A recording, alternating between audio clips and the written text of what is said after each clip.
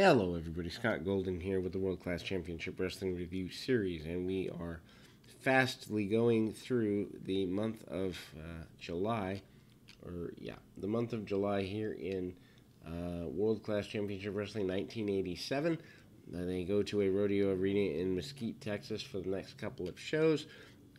Steve Simpson and Cowboy Tony start off, and obviously it is Steve Simpson's time to shine.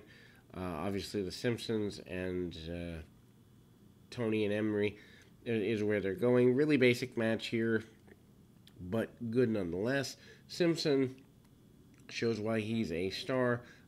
Big hip toss and staying on the arm for several minutes. Tony gets a cheap shot, and he's not afraid to use it. Then we move to big back body drop out of the corner by Simpson. Simpson goes back to the arm, stays really basic.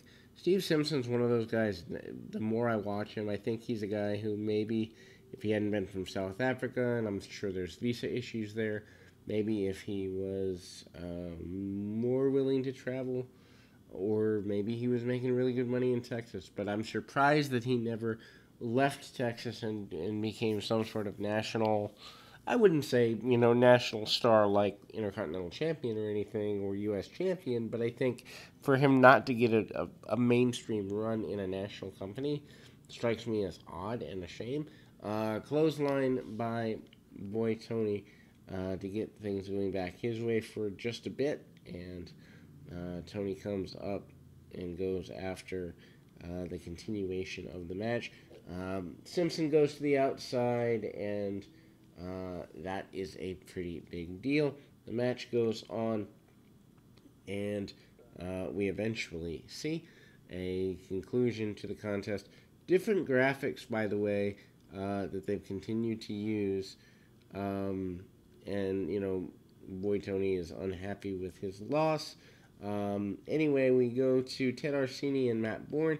Matt Bourne alongside his father, Tony, Tough Tony Bourne, a wrestler in the 60s.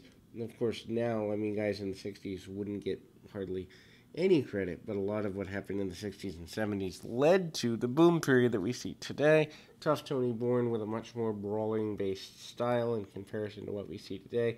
Keeping it in the ring, they actually do a personality profile, which I will blend together here, and that's there. But needless to say, Ted Arsini takes maybe the Lions' share of the match in the early going anyway. Uses a lot of power, sends almost stun gunning Matt Bourne into the buckle. Bourne's father on the outside having difficulty watching his son in this type of predicament. Big elbow drop by Arsini. Arsini, not a terribly athletic guy.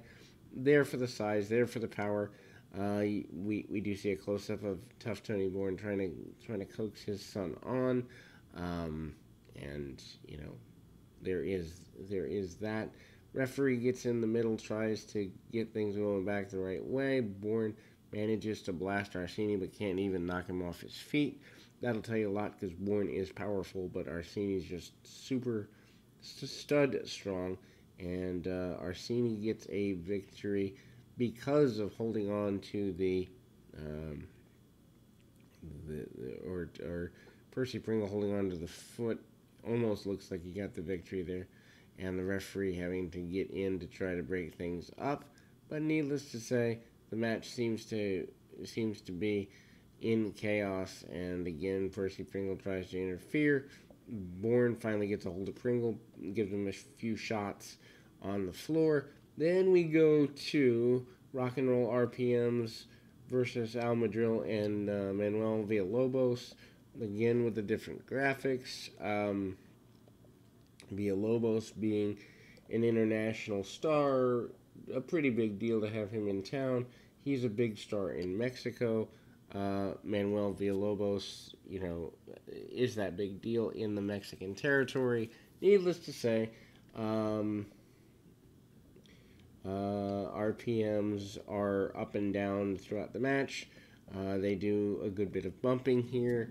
The Madril, obviously having the Hispanic heritage, and speaking Spanish in many of his promos over the years.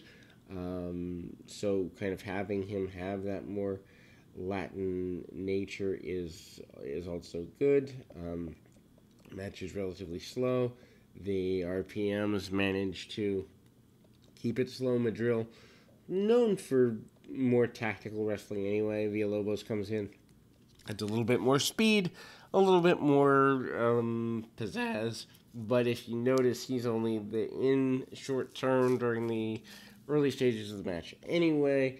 And Madril comes back in, but Madril's more known to this particular audience anyway, the world-class audience. That is significantly, I think, growing to be by the week and by the month smaller than they want it to be, but regardless, drop kick by Villalobos when he's in there, and he sends the RPMs, either one and both, back pedaling quite a bit here. The attempted tag, Villalobos and Madril managed to stay on their adversary pretty aggressively, or adversaries pretty aggressively with arm bars and controlling the ring. Unfortunately, Villalobos finds himself in the wrong corner. The RPMs take control for several minutes on that basis. And then we kind of see the match break down a little bit further.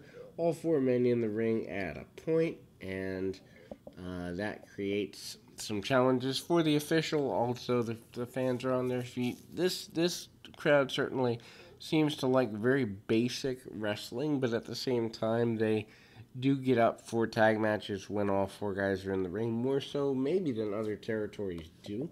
And so that's their high cross body and a flying forearm by Madril. Madril also hits a shoulder tackle. And again, interesting, there's a partial barn type thing there. Villalobos hits a super kick and gets the victory for his team. And that is the semi-main event. We go to the personality profile that I mentioned earlier. The Tough Tony Bourne and Matt Bourne. Matt Bourne says he's glad to have followed his son. Followed his father. I'm sorry, and then his father presents him with a chain that is his, that he gathered over the years. Meanwhile, we go to the main event, which is Kevin Von Erich versus Brian Adias. They are going at it all the while, and Adias kind of manages to use the Oriental Spike into the face and head and eye of Kevin Von Erich. Von Erich wants to continue fighting. Unfortunately, that is not a case for him. They talk about the spike being an issue. They kind of go around with that over quite a while, and they take quite a procession to get Kevin Von Erich to leave the ring. Obviously, nothing happening between Adias and Von Erich there in terms of, that longer term situation. And the use of a chair by an outsider also factored in here. And, I mean, you kind of get the sense that Kevin Von Erich has to fight from underneath again. They hype next week for a couple of minutes, and we move on to the final week in July of 1987. Coming up next.